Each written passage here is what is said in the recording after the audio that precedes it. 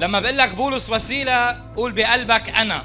لما بقول لك بولس وسيلة قول أنا وزوجتي. لما بقول لك بولس وسيلة قول أنا وخيي. لما بقول لك بولس وسيلة قولي أنا وأختي. لما بقول لك بولس وسيلة قول أنا والقسيس، أنا والخدام. هيك رح تكون حياتنا، وهيك رح نتحرك، وهيك رح نعيش، وهيك رح نعمل في هذا العالم الموضوع في الشرير. بولس وسيلة فاتوا ظلم على السجن. ما بعرف إذا شي مرة حدا بهيدا المكان انظلم. أنا انظلمت أكتر من مرة. ما بعرف إذا ضايق طعمة الظلم. حدا تعدى عليك، حدا ادعى عليك، لأنه بكل بساطة شرير. بولس وسيلة انظلموا. بولس وسيلة صار في تعدي من امرأة شريرة ومن واليها على حياتهم، وكانوا رايحين يخدموا الرب. فجأة لقوا حالهم بالسجن. وبيقول الكتاب إنه وضعوا أرجلهما بمقطرة. تعرفوها هيدي الخشب يلي بتجي مفرغة، بيحطوا الإجرين فيها وبيقفلوا الإجرين. يعني بولس وسيلة ما كانوا قادرين يتحركوا، ما كانوا قادرين يناموا، ما كانوا قادرين يقعدوا مرتاحين، ربما كانوا قادرين يقرفصوا. هيدا إذا ما كانت إيدينهم مقيدة هن واقفين. بس لما بتجي لعند شخص مليان من أروح القدس، لما بتجي لعند أشخاص مثل بولس وسيلة، وأصلي إنه هيك تكون سيرتي أنا وياك. لما بتجي لعند أشخاص مليانين من الروح القدس، لما بتحط عليهم قيود، لما بتحط عليهم أعباء، لما بتقيد إجريهم وإيديهم، بيضل في عنده الإنسان يسبح ويحمد الرب ويصلي ويختبر معجزات. بدل ما تكون شخص عم بتعيش اليأس والتعب والغم والوضع الراهن اللي عم بتشوفه حواليك، تكون شخص مليان ثقة بيد الله أنها قادرة أن تمتد وتصنع معجزات في حياتك وحياة الآخرين. بولس وسيلة ما كانوا أنانيين. بولس وسيلة كانوا عم بيصلوا لأنه عارفين في أساسات رح تتزعزع مثل ما قرينا، وفي قيود رح تنفك.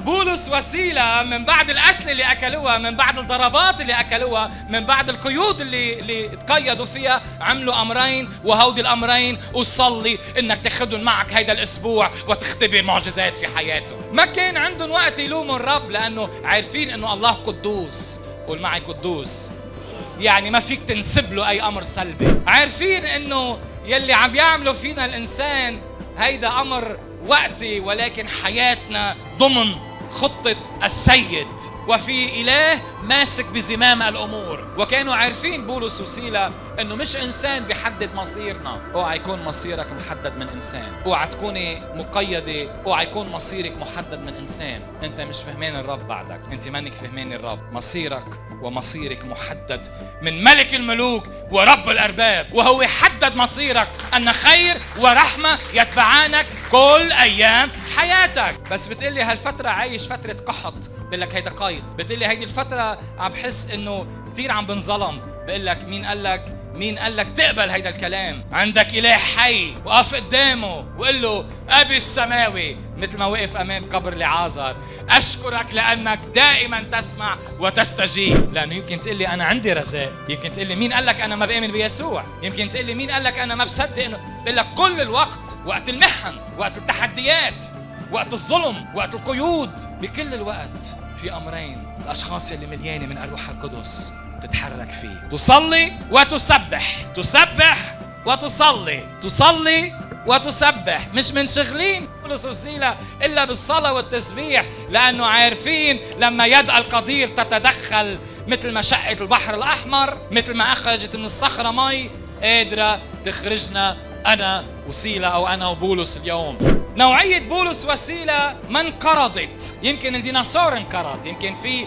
كائنات انقرضت، بس نوعية بولس وسيلة ما انقرضت، لأنه الروح الذي أقام يسوع من الأموات هو حي في هذا المكان، وهو يريد أن يلمس كيانك الداخلي، يريد أن يلمس جوهرك الداخلي، ويكلمك اليوم، يدعوك إلى مستوى وعلاقة مع الرب مختلفة. في قيودي أصلي، في أتعابي أسبح، في اضطهادي أحمد الرب، في ظلمي بفتح حوار معه. قول معي بولس وسيلة، قصدي أنت، إنه بكل دوائر حياتك تكون عم تستعمل هودي المفتاحين. أصلي لما بيكون علي قيد، أصلي لما بيكون علي تعب، أصلي لما بكون مضطهد، أصلي لما بكون مظلوم، أصلي لما بكون عم بخدم الرب وما حدا بقدر، أصلي لما بكون عم بعطي من كل قلبي والأمور بتعكسني، وأسبح اسم الرب لأن الرب صالح.